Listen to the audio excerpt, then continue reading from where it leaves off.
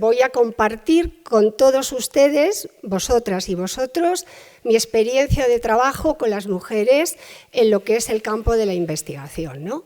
En los últimos años he realizado diferentes investigaciones, luego si me da tiempo y les interesa ya se lo contaré. Una ha sido con las hermanas Oblatas, a las que admiro y a las que me parecen unas de las entidades que mejor trabajan en prostitución y en trata en todo el Estado y que a mí me parece que son un modelo a seguir dentro de la Iglesia. Con esto no quiero minimizar al resto, pero son las que más conozco y con las que más, digamos, he estado codo a codo en esta área que es la mía de investigación. Bueno, son muchas las investigaciones, son muchos los aspectos que he tocado. Yo empecé a finales del siglo pasado con heroinómanas. Fue la heroinomanía y el seguimiento y el trabajo durante 10 años en las calles de la Ventilla, en la zona norte de Madrid, cuando conecté con ellas y ellas me llevaron a la prostitución. Bueno, suena así muy mal, ¿no? Pero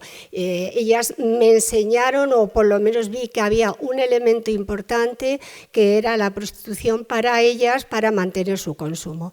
Y a partir de ahí, bueno, pues he tenido distintas líneas de investigación, porque en el tema de las drogas, el tema de la prostitución, se han cruzado muchos aspectos, ¿no? El último en el que he estado investigando, que le comentaba antes a Raquel y a José, sobre las mujeres privadas de libertad en todo el Estado. Pero vengo a hablar de trata principalmente. Bueno, ¿qué es la trata, no? La trata, yo creo que algunos de ustedes ya saben de qué va, porque están trabajando en ello. Pero yo he cogido el convenio de Varsovia, porque es el convenio que un poco me gusta mucho más que el de Palermo, y aún así ninguno de los dos realmente tiene aspectos, son muy criticables, ¿no? Porque no recogen otros muchos aspectos que las víctimas tienen, ¿no?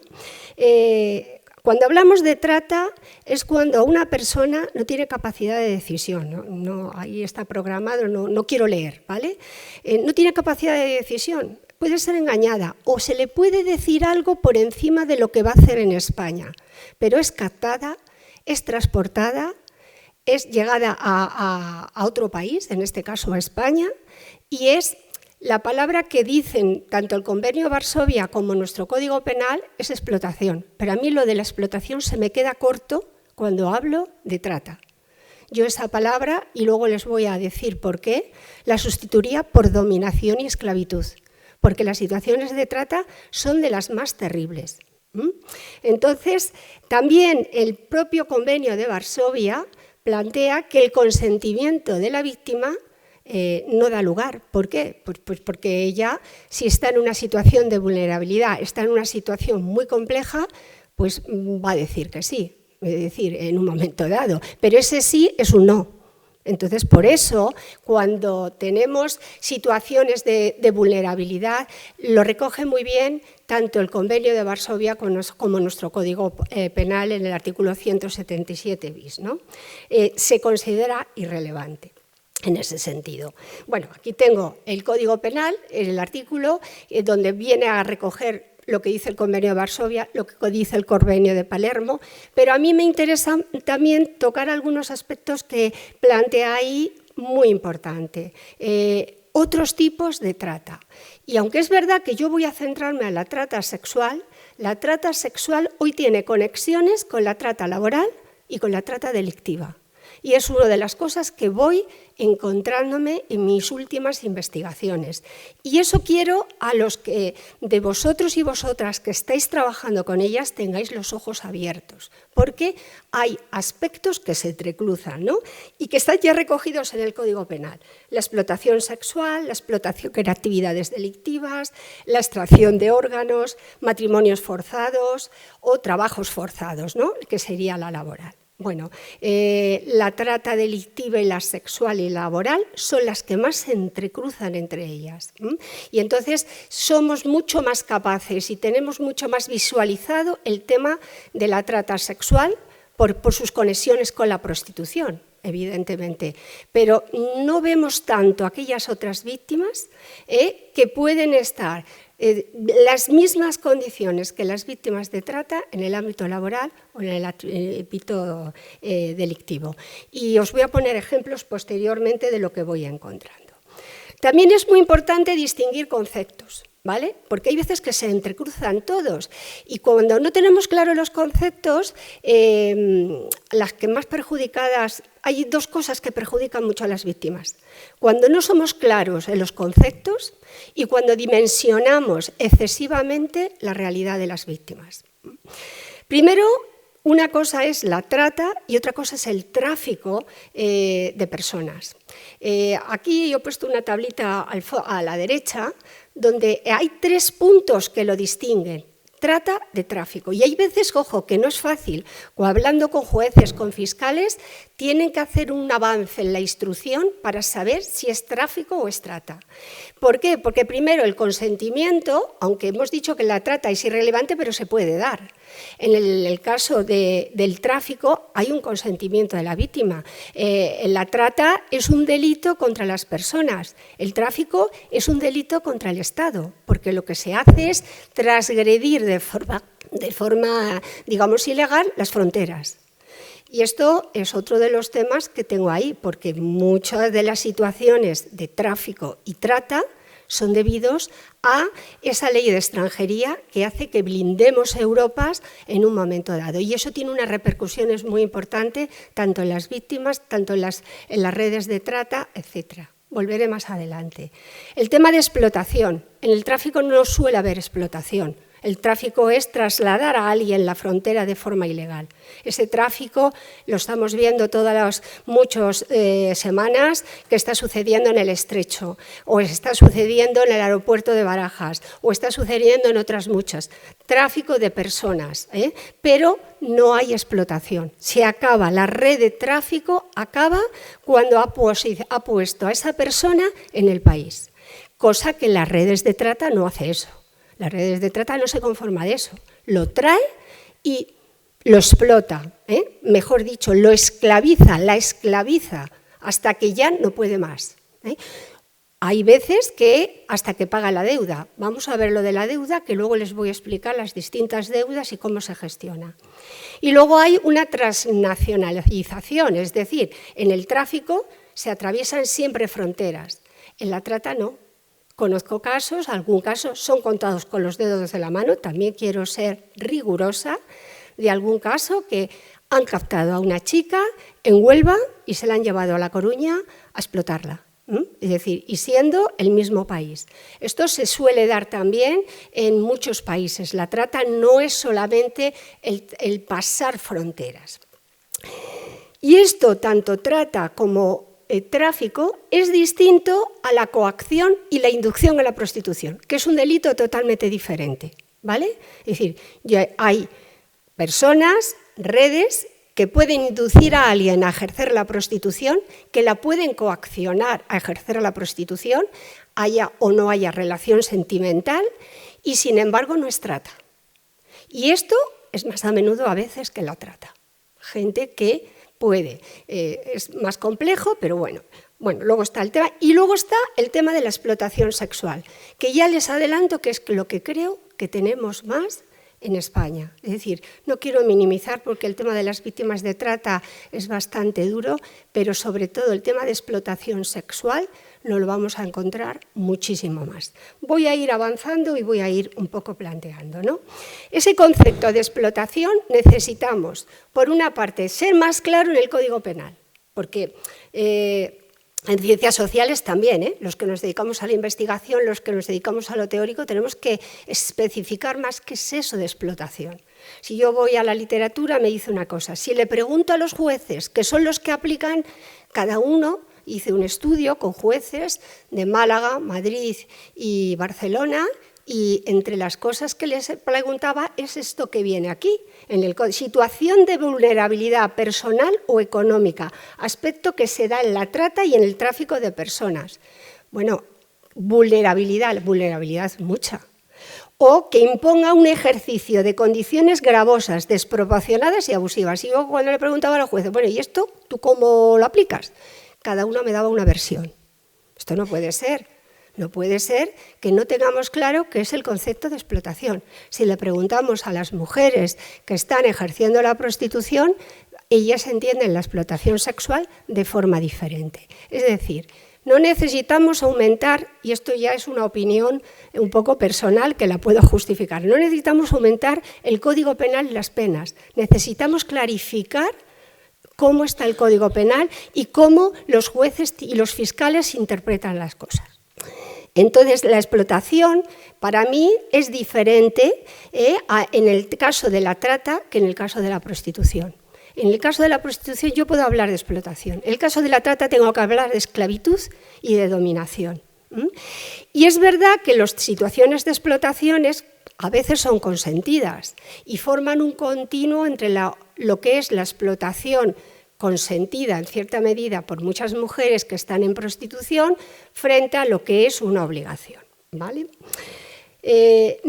Ya he planteado antes que necesitamos estar atentos a las conexiones que tenemos entre estos tipos de trata, esta situación de explotación, y que muchas veces los programas de intervención no están muy especializados. No solamente a veces la especialización es exclusivamente en el tema de trata sexual y, ojo, las redes son mucho más invasivas. Las redes van a buscar, digo las redes de trata, que también las he investigado. Es decir, que en este sentido, la primera transparencia, pero no me he querido detener, eran las investigaciones que he realizado. Y una de ellas fue a tratantes. O sea, yo quería saber cuál era la mente de un tratante y entré en prisión para entrevistarlas. Y evidentemente las redes de tratantes y desde los datos que recogí de muchas fuentes van mucho más rápido que lo que va la legalidad. ¿Por qué? Porque ellos no tienen leyes, ellos se van a saltar las leyes. Bueno, los cambios que se están produciendo en la trata y en la prostitución, pues, y la oferta de mujeres que hay en un momento dado va a tener una relación directa con la trata. Es decir, cuando en España y en los demás países europeos hay una oferta importante de mujeres para la prostitución, la trata baja.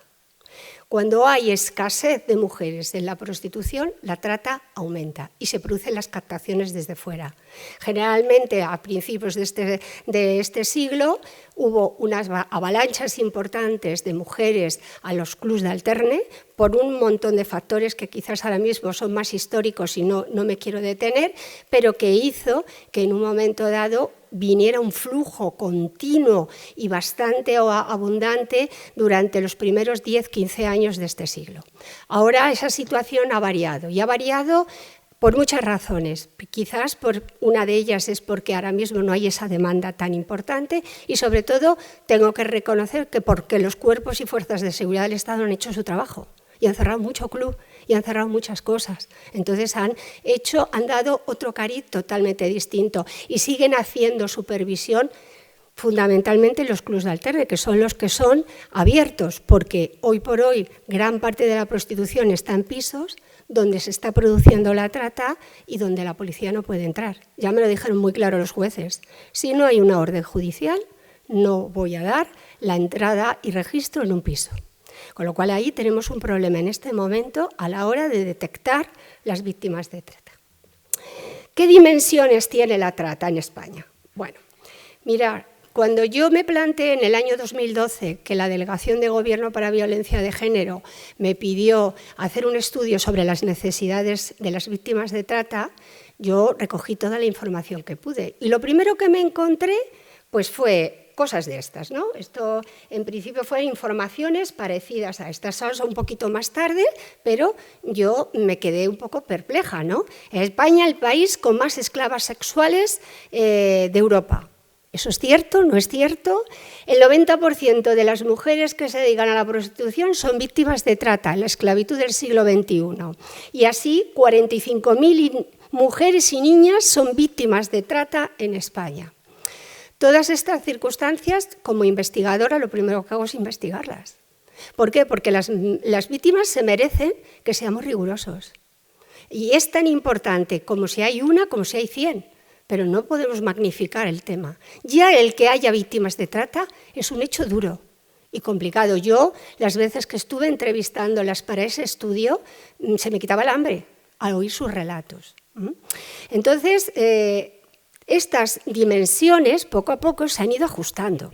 Si bien es cierto que a principios de siglo sí que había un volumen mayor, no lo voy a negar, pero bien es cierto que conforme hemos ido avanzando, la situación de las víctimas es distinta.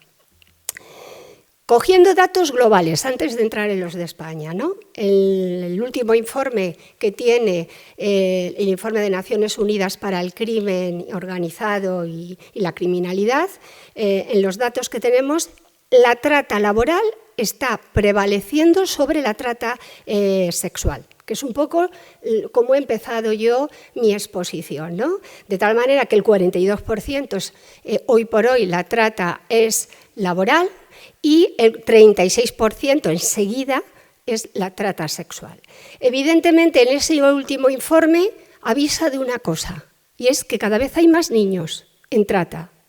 He mirado los datos en España y, bueno, pues no es que me tranquilice, pero no es la realidad española, ¿vale? Y ahora les voy a poner los datos españoles. Pero donde la trata es mucho más presente y abundante son los países en desarrollo, que tienen unos niveles económicos muy determinados, unos niveles de pobreza muy determinados. La trata hay que relacionarla con todas estas causas, con desigualdades económicas, con desigualdades de género, con mujeres que tienen que hacerse cargo de la supervivencia de su familia y de sus hijos y que van a actuar de la manera que más cercana tenga, como si es lo que sea, ¿no?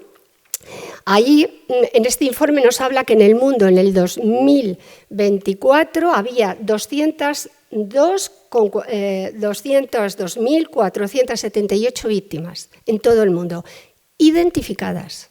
Cuidado, porque aquí hay una cosa muy distinta. Una cosa es la detectar y otra cosa es la identificación de las víctimas. Voy a volver después a ello porque ahí es donde tenemos un problema importante en España. Bueno, datos nacionales del Ministerio del Interior. Bueno, pues estos son datos de este año, del 24, porque el 25 todavía no se han hecho, ¿no? El año pasado se identificaron 513 víctimas, de las cuales, pues lógica, la mitad son de trata sexual. En España todavía seguimos detectando más, porque lo tenemos más claro, porque los indicadores, porque hay mucha ONG trabajando en el campo de la prostitución, identificamos mucho más la trata sexual, en detrimento de las demás. Cuando, en principio, repito, hay algunas que están conectadas, ¿no? De esos 513, en un estudio que hizo una colega mía en la universidad, se dice que por cada víctima de trata hay 3 más. Yo creo que 1.500 víctimas, yo creo que son un poco más todavía, ¿vale? Es decir, que si yo tengo que calcular aproximadamente, estas cifras son de identificación, pero colegas que investigan, se han metido en los datos, yo calculo aproximadamente unas 5.000 víctimas en España. Más o menos arriba o abajo. Puede ser un 2, un 3, un 5% de lo que es la prostitución en este momento. Porque lo demás son otros delitos que he empezado antes. La coacción a la prostitución, la explotación, el tráfico, que son delitos que son mucho más abundantes que la trata. Si vemos los años, en la identificación de víctimas, desde el 2020 tenemos 269 víctimas identificadas, al este año que son 513, es decir, que ha ido aumentando, ¿no? Y en la explotación sexual, pues es siempre, en todos estos últimos años, los que en principio es sobresaliente, ¿no? Hay que tener en cuenta que hay el periodo de pandemia, que ha habido un bajón importante y que ahora es cuando está subiendo porque en el tema de pandemia, bueno, sucedieron muchas cosas que no creo que me dé tiempo a analizar, pero si me da luego vuelvo a ello, ¿no? Datos de Castilla y León, pues Castilla y León, de esos 513, son 56 víctimas detectadas en el 2025. Datos del Ministerio del Interior. Repito, son datos de identificación y no están todas. Eso es un problema que tenemos. Bueno, esta es una antigua de otros años, de cómo se magnifica muchas veces, ¿no? Cómo se magnifica pues, en los medios de comunicación, que la policía identifica, que hay niñas víctimas de trata. Pues no hay niñas víctimas de trata, gracias a Dios, cogiendo el concepto de niña que tenemos en psicología, no el concepto jurídico, ¿vale? Jurídico, un niño es un menor de 18 años, pero en psicología, en educación, en antropología, en las ciencias sociales entendemos por niña hasta los 13 años. A partir de los 14, 15 empezamos en la adolescencia. Las víctimas detectadas en España, primero, son pocas, me parece que en el último año han sido, no llega a una docena, y estamos hablando de adolescentes, fundamentalmente chicas, más que chicos, entre 15 y 17 años. Es decir, realmente niños en el tema de trata, no voy a decir que no los haya, son los hijos y las hijas de las víctimas de trata, que también los tratantes las han utilizado como chantaje para las propias mujeres, haciendo barbaridades en muchas ocasiones con ello. Hoy se están cuidando mucho más las redes. ¿Por qué? Porque hoy las mujeres, primero, está mucho más controlado y porque las mujeres cuando en un momento dado han tocado a sus hijos se decantan por poner una denuncia, ¿no? Pero yo he recogido situaciones terribles de mujeres que han sido captadas, no querían ejercer la prostitución y le dieron una paliza a su niña de 3 años, ¿no? Dejándola con parálisis cerebral. O sea, estas situaciones que han pasado en décadas pasadas no están, o por lo menos no tenemos constancia de que se esté produciendo. Pero que tengamos adolescentes que son captadas y que llegan a nuestro país, por supuesto. Algunas son nacionales, Hay una forma, que además han sido casos que han salido en medios de comunicación, en los centros de menores, donde se ha captado para el tema de prostitución y de ahí ha sido una red de trata principalmente.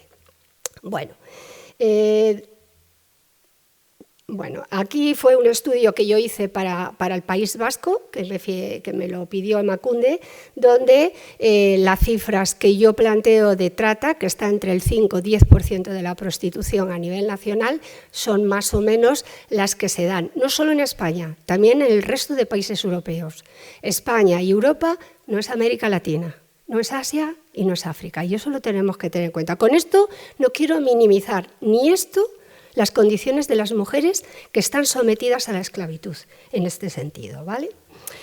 Bueno, este es el macroestudio que hizo el Ministerio de Igualdad, que yo lo critico bastante, por muchas razones, pero voy a volver después, porque quiero llegar a esto.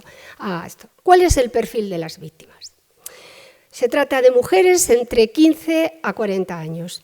No quiere decir que no haya chicos jóvenes, pero son minoritarios. Yo he entrevistado a chicos jóvenes, mayores de edad por supuesto, que en principio son captados para venir a ejercer la prostitución, donde sus clientes también en saunas y sus clientes son hombres.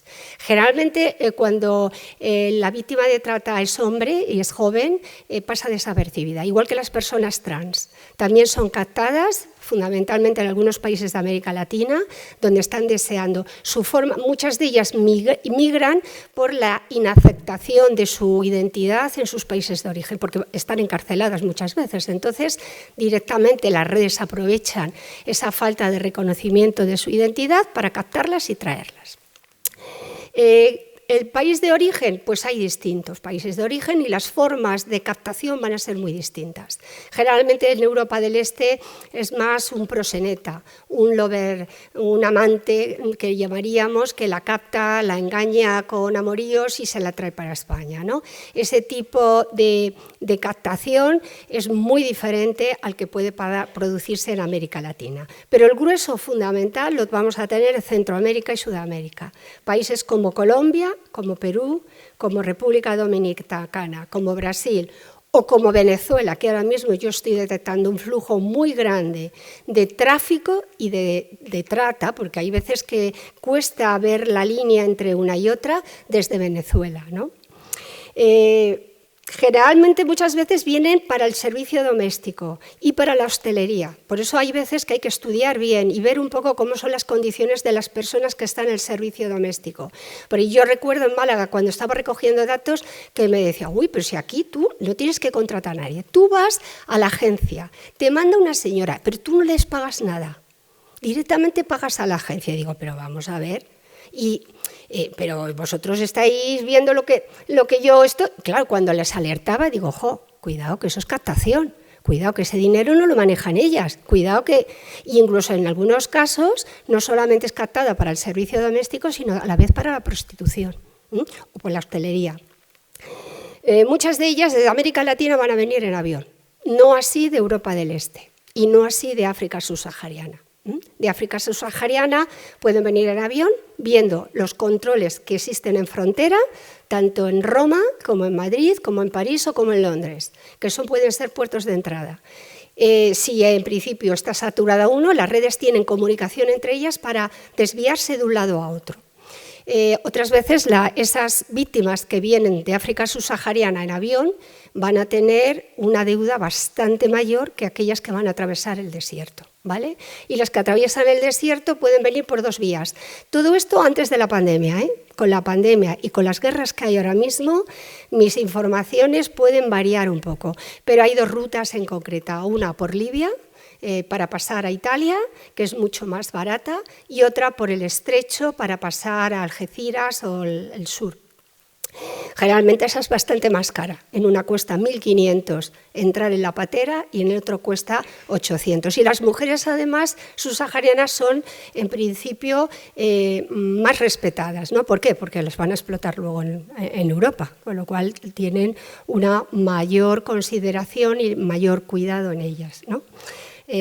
Luego, además, cuando tú hablas con muchas mujeres subsaharianas de distintos países, te hablan que el recorrido del desierto es muy complicado, ¿no? Y que siempre va acompañadas de un hombre que las protege, porque además en el trayecto, luego si me da tiempo os voy a contar muchos de los detalles que he recogido, pero incluso le han secuestrado a la víctima, o es explotada la víctima sexualmente por el camino, ¿no?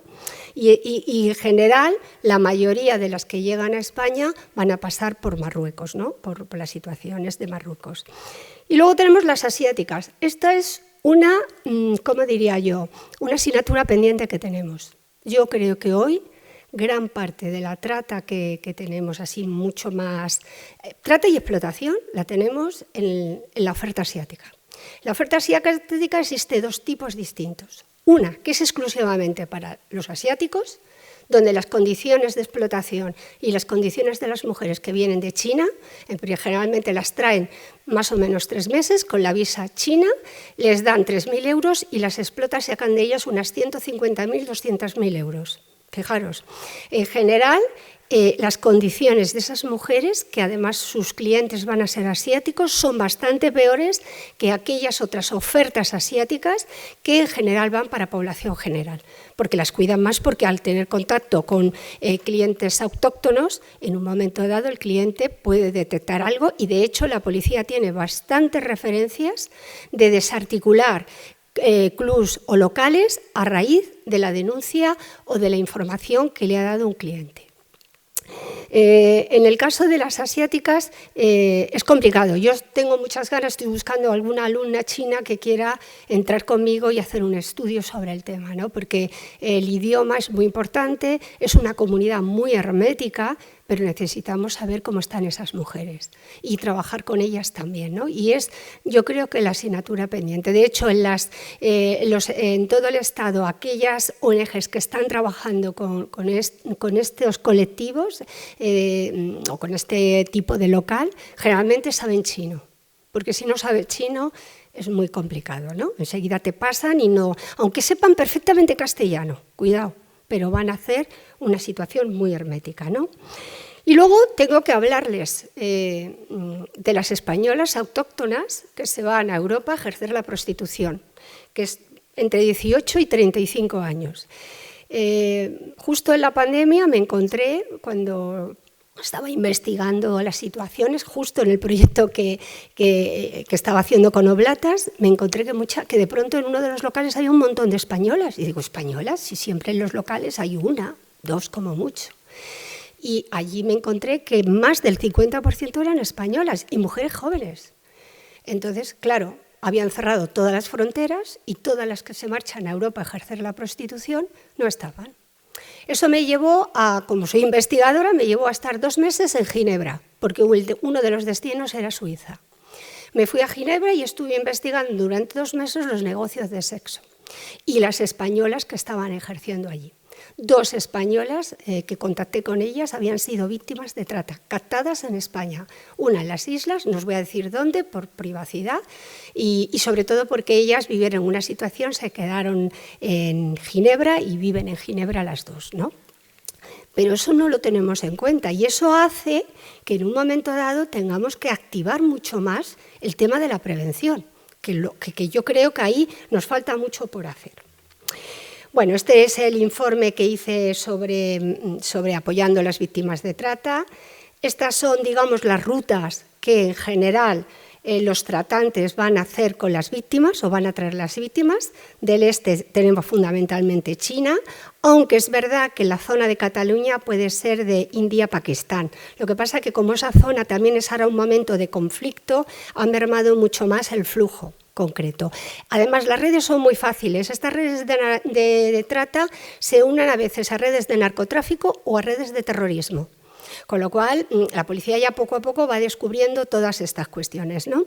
Bueno, de África subsahariana, durante mucho tiempo ha sido Nigeria uno de los países, pero no el único. Hay muchos países alrededores que también, sobre todo aquellos países de habla francófona, y donde España entra, atraviesan España para pasar a los países francófonos, Bélgica. Antes iba a Francia. Francia, desde que tiene una ley en el 2016 que criminaliza la prostitución, ha hecho la situación muy clandestina y muy complicada para las mujeres, ¿no? Y luego, bueno, los países que ya les he dicho anteriormente, que es un flujo desde América Latina, que además no cesa, ¿no? Desde Brasil es posible que pasen vía Portugal, de Portugal pasan generalmente a Galicia por el tema del idioma y ya a partir de ahí una de las zonas que puede es la zona de Castilla y León. ¿Por qué? Por cercanía un poco al tema, ¿no? La captación. Bueno, la captación se puede producir de muchas maneras, ¿no? Pero hay que distinguir lo que son ofertas de lo que son ayudas. ¿Por qué hay que distinguirlo? Porque muchas veces las ayudas son de la familia. Y estamos hablando a lo mejor en algunos casos de trata, y lo que era trata luego se convierte en tráfico, y lo que era tráfico se convierte luego en trata. Distinguir una cosa de otra en el recorrido de muchas mujeres migrantes es muy complicado, ¿vale? Y las ofertas no, las ofertas cuando antes tenía un señor, un local, y necesitaba mujeres, y entonces tenía un contacto allí donde le decía, oye, mándame no sé quién, o mándame no sé cuánto. Ahí hay un poco de tráfico, pero sobre todo luego llegaban aquí y entonces eso no era tanto tráfico como trata, ¿vale? Aunque en ocasiones pudieran decirle a qué venían. Anuncios, por ejemplo, este anuncio lo recogí en República Dominicana, que además en una estancia que estuve con voluntariados con las hermanas oblatas. Y curiosamente era pues un anuncio que estaba en el periódico. Hoy esto lo estoy estudiando también y funciona por la red, ¿vale? Hay una captación mucho más por la red, ¿no? Pero fijaros aquí, visa gratis, con contrato de trabajo 9-12 meses en Europa.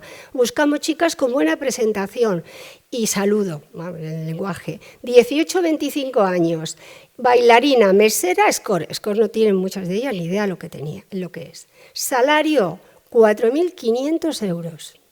O sea, a una chica en República Dominicana, en Venezuela, en Brasil, en Colombia, que vive con lo opuesto casi, que le ofrecen de pronto eso, para además se lo traducen a pesos para que sepan, o a la moneda local, pues inmediatamente se va a apuntar, ¿no? Este tipo de anuncios circula ahora ya, que antes era más pues eso, en revistas, en periódicos locales o en anuncios que se podían pegar por la calle. Ahora prácticamente todo el mundo tiene móvil o tiene alguna forma de acceder a la red y se van a producir mucho más en la red. No solo para las mujeres migrantes, sino también para las españolas. Cuidado, ¿eh? De pronto hay una oferta en Alemania de no sé qué. Pues vamos a... Y luego resulta que eso es una captación muy diferente, ¿vale? Bueno, los falsos novios que he comentado, todo el tema de ritos mágicos religiosos, sobre todo en África subsahariana, el tema del vudú. El vudú es un ritual que sirve para muchas cosas, y es un ritual ancestral que puede ser utilizado para el tema de trata, pero también para otras muchas cuestiones, es decir, es algo muy arraigado. Explicar el tema del vudú lleva su tiempo, ¿no? Pero ahí hay una utilización, una instrumentalización de ciertas creencias religiosas que muchas veces la población de muchas aldeas, etcétera, pueda tener. Incluso muchas veces las víctimas ni se lo creen, pero es la comunidad y es digamos, todo el contexto del que sale, en el que ella va a comulgar. Además, en África subsahariana, en muchos países, lo individual no es tan importante, es lo familiar, lo comunitario es prioritario. Entonces, ellas emprenden viaje para Europa para satisfacer, para ayudar a sus familias y a su comunidad. No es tanto su historia personal, ¿no? En ese sentido hay una concepción muy diferente con respecto a otras mujeres que son víctimas, ¿no? Bueno, de rutas aéreas y terrestres ya he hablado, y redes digitales no sé si me va a dar mucho tiempo. Va. Bueno, los tratantes, bueno, algo he dicho. Hay redes muy estructuradas, hay redes más pequeñas, hay el pequeño tratante, pero ojo, una cosa que a mí me llamó mucho la atención cuando entré en prisión a entrevistar a los tratantes es que la mayoría eran mujeres. Entonces eso yo que me esperaba, al diablo con cuernos y rabo, y de pronto me encuentro a mujeres donde muchas de ellas son víctimas de trata. No tenemos en las cárceles a los grandes tratantes. El 90% son intermediarios. Es decir, ir a por las redes no está fácil. Y son precisamente a mujeres que son las que operan aquí, porque los hombres operan en África, operan en América Latina, pero son las mujeres que están aquí, que pueden captar o que pueden hacer esa fase de explotación, a las que se capta muchas veces y a las que se les condena. Y no acaban de tirar, y a pesar que la policía hace lo mejor que puede su trabajo, no se acaba de tirar de las redes importantes, ¿no? Una de las investigaciones que hice a nivel europeo, con 10 países europeos, estuvimos viendo cuánto le costaba a un tratante una víctima. Y claro, dependiendo de dónde venía, el coste era diferente. Desde África subsahariana, que le podía costar 10.000 euros, a, por ejemplo, Europa del Este, que le costaba 150 euros traer una víctima aquí. 150 euros en un vuelo de Ryanair. En África subsahariana es diferente. ¿Por qué? Porque ¿cuáles son los gastos? El anuncio de la captación, los sobornos en frontera, la documentación falsa, porque yo no entiendo cómo muchas veces el pasaporte del país de África subsahariana entra a España, vuelve a salir, vuelve a entrar, y eso lo he recogido un montón de veces. No puedo entenderlo. No sé, ahí la policía cómo actúa en ese sentido, ¿no? También el transporte, avión, etcétera, la ropa para ejercer, no piensen que se le da, no, se le cobra. El pago en el lugar de ejercer la prostitución, por ejemplo, en Marconi, por ejemplo, en, ¿cómo se llama el Guadalhorce, en Málaga, o Alfalfar, que hoy por hoy no sé qué ha pasado con las de Alfalfar, de África subsahariana. Esos sitios estaban controlados y en principio tenían que pagar una cuota semanal por ejercer la prostitución allí, ¿no? Una bolsa de viaje, porque, por ejemplo, para venir de América Latina, que más o menos les cuesta alrededor de los 3.000 euros, en principio nuestra frontera exige una serie de cosas. Un hotel, un dinero de entrada, una serie de requisitos que, lógicamente, se lo va a proporcionar la red, ¿vale? Porque ellas no van a tener ese dinero. Bueno, el pago en secuestro, cuando se ha secuestrado a la víctima, o el pago del estrecho, que ya les he dicho que estaba en torno a los 1.000, 1.500. Esto oscila dependiendo de las situaciones que hay en el estrecho. Las mujeres tratantes y captadoras son modelos exitosos en sus países, no solo en África subsahariana, sino también en América Latina. En los pocos viajes que he hecho me he percatado de que son mujeres que van a venir aquí generalmente no cuentan. Yo recordaba cuando recogía los datos lo que yo veía en el pueblo de mi padre cuando iba, ¿no?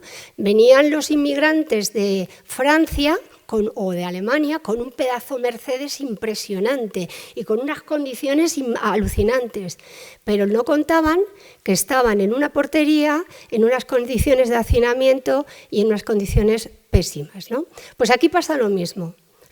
Llegan a sus países de origen, le compran una casa a su madre, tienen una cantidad de dinero importante, pero no han dicho cómo ha sido esto. Ha sido víctima de trata, de explotación, de malos tratos, de violaciones, todo eso no se comunica.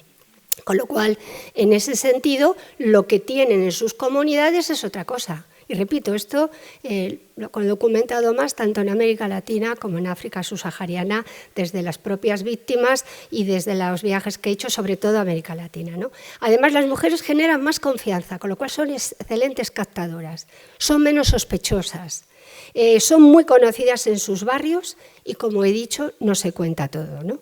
Todo esto, gran parte del relato que recogí en la cárcel de Extremera, que era donde yo entrevisté a 8 de ellas, ¿no? 8 de ellas que eran de África subsahariana, que eran latinoamericanas y que eran de Rumanía.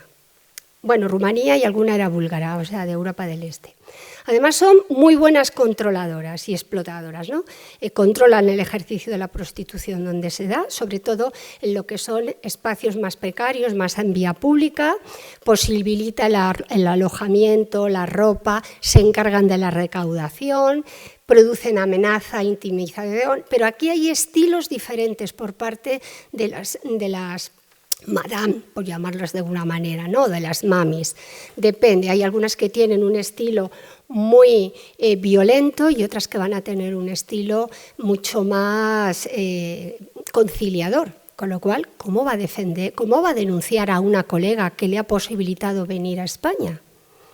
Es decir, hay veces que hay que entender cómo la denuncia cuesta un montón. Estas son las deudas de explotación, entre las de subsaharianas son entre 30 y 70.000, las latinoamericanas de 6.000 a 8.000, las de Europa del Este de 3.000 a 4.000, aunque las de Europa del Este las explotan hasta que no pueden más, y las chinas entre 20 y 30.000 euros. Bueno, no me da tiempo a explicar todo esto.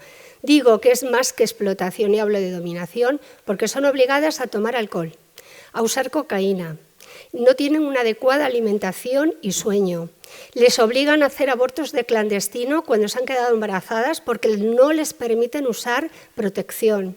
Se contagian de infecciones y cuando esas infecciones se han contagiado y no las curan, las abandonan. Les requisan la documentación. Tienen estados anímicos y trastornos importantes, ¿no? No pueden elegir a sus clientes, les obligan a los clientes que tienen. Tienen una alta movilidad. La movilidad, en el caso de la trata, es una cuestión para que no hagan arraigo, ¿no? En el caso de la prostitución es un principio de funcionamiento. ¿Por qué? Porque hay que buscar clientes diversos, ¿no? Bueno. ¿Quién detecta a las víctimas? Porque me has dicho que me quedan 10 minutos, con lo cual voy al grano, ¿no? Primero, detectar a las víctimas genera muchas dificultades. ¿Por qué? Porque tienen esa alta movilidad que he dicho. Porque se desconfía de todas las personas y porque además los tratantes le van a decir que la policía y todas las que no se pueden fiar de nada, que se fíen de ellos y ellos son sus paisanos, cuidado, eso lo tenemos que tener muy claro, ¿no? Existe una barrera idiomática y cultural. Una cosa son las de América Latina, pero las de China, incluso las brasileñas, tienen ahí una barrera. Siempre pueden estar vigiladas y ellas pueden saberlo o no, pero en general lo van a estar, sobre todo en el local que estén o en el piso que están. Y tienen miedo y están amenazadas. ¿Quién detecta mejor una víctima? Las ONGs, no tengo la menor duda. Toda la investigación que yo he relacionado va a detectar muchísimo más las entidades de la sociedad civil, del tipo que sea, que la policía. ¿Vale? La policía, como hace registros obligatorios, pues acaba. Después los clientes. Los clientes han detectado y, de hecho, en mis investigaciones más de uno. Incluso a veces se dedican a salvarlas y entonces las ponen en riesgo. Es decir, ahí hace falta un trabajo importante de información, ¿no? Las compañías aéreas.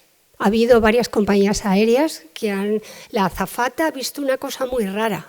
Y a partir de ahí ha comunicado al capitán, el capitán ha hablado a la policía y la policía estaba esperando en la puerta. Y entonces ahí se ha visto como alguien venía un poco, digamos, forzada, obligada, ¿no? Y luego profesionales de los servicios básicos. Es decir, estas mujeres tarde o temprano van al médico. Necesitamos que los servicios sanitarios estén bien formados en toda la primaria, secundaria, etcétera, junto con otros servicios que también pueden tener, ¿no? La identificación de las víctimas, pues se encarga la policía y esto es un fallo enorme, porque la policía no va a identificar adecuadamente. De hecho, tenemos una baja identificación, yo creo que gran parte porque ellos no son los más adecuados. Si a la víctima se le está diciendo que la policía es peligrosa, que además la va a detener porque está indocumentada y luego como no consiga, acaban muchas de ellas en un CIE, pues entonces no se van a fiar. ¿Quién debe detectar? Yo creo que equipos psicosociales preparados.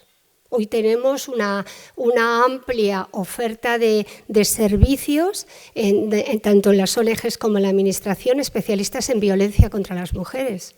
Yo creo que ellos podrían perfectamente. Por supuesto que pudiera haber la policía también, pero sobre todo equipos psicosociales, nunca la policía. Se van a fiar mucho más que de la policía. Pero además, desde el minuto 1 tiene que haber un abogado, que es una garantía para ellas. No vale, es decir, el abogado ahí, de hecho hay ciudades que tienen, Madrid lo tiene, Sevilla lo tiene, creo que Murcia también lo tiene, turnos de oficio. En el momento que una víctima es detenida o captada por la policía por algún motivo, un abogado. Porque hay veces que las ONGs con mucha buena voluntad van a identificar, pero no, esta no es víctima. ¿Cómo que no es víctima? ¿Tú cómo sabes que es víctima o no? ¿En qué criterios te basas? En cambio, un abogado puede recurrir cualquiera no identificación que haga la víctima. Pero además un abogado puede estar velando todo el proceso de la víctima, desde la protección, desde la seguridad en el juicio, de todo. Y no me estoy hablando de cualquier abogado. Abogados especializados, y hay que tener cuidado con ellos, porque muchos están al servicio, y tengo muchas pruebas de que muchos están al servicio de las redes de trata y de narcotráfico. Entonces hay que saber un poco. Por eso yo creo que los turnos de oficio que se están planteando, que hacen formación y que seleccionan muy bien a los abogados, por lo menos el que más conozco es el de Madrid, ¿no? Bueno, aquí habría muchas más cosas que podríamos plantear de la identificación, pero yo quiero oírles a ustedes, ¿no? Entonces, bueno, dificultades para denunciar, sobre todo el miedo a la deportación, la falta de entrevistas adecuadas por parte de la policía. Yo ya le he dicho a la policía, ¿queréis que os dé una clase de entrevista que se la doy a mis alumnos? Pero hacéis a veces unas entrevistas que es que las propias víctimas se revuelven. Y no dicen ni mu, al contrario, salen llorando. O sea, y tengo muchos casos donde podría, lo que no tengo es tiempo, pero si no, se lo plantearía, ¿no? Le pondría ejemplos continuos y además se lo he dicho a ellos. Tenéis que mejorar en la entrevista a la víctima. No la hagáis, o si la hacéis, hacerla con alguien que sepa, etcétera. Y que por favor sean mujeres en muchos casos, ¿no? Todo el tema de la protección a la víctima, algo he dicho, y voy a ir cerrando con esto. Tanto en el momento del que es rescatada, por llamarlo de alguna forma, en todo el proceso judicial, cuando se produce la sentencia y, ojo, eximir a la víctima de los delitos que hayan cometido. La conexión de trata delictiva con trata sexual cada vez está más presente. Yo recuerdo en Marbella, entrevistando al juez que llevaba un caso de trata, que había detectado a la trata sexual a partir de la trata delictiva.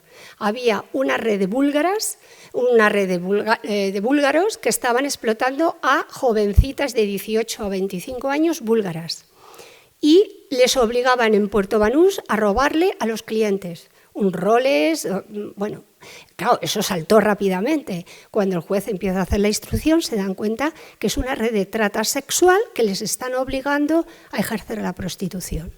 Y de estas tengo unos cuantos ejemplos más, ¿no? Y ahora que yo he hecho un trabajo en investigación en las prisiones, me he encontrado que en las prisiones españolas tenemos víctimas de trata delictiva. Mujeres que han sido obligadas a traer drogas a España. Y de hecho tengo varias de más de una cara. Y esas mujeres son identificadas como narcotráfico, pero no como víctimas de trata. Claro, en el momento que tú controlas eso y te dedicas a eso, empiezas a decir, y este indicador lo cumple, y este, y este, y este, y este, pero no son identificadas en frontera. Lo siguiente que voy a hacer es investigar e entrevistar a los policías de frontera para ver un poco qué está pasando, porque este estudio que hemos hecho últimamente ha sido con la Organización de Estados Americanos. No es un estudio mío, sino que nos pidió colaboración y desde ahí he detectado que tenemos, por lo menos en Madrid y en Málaga, víctimas de trata, ¿no?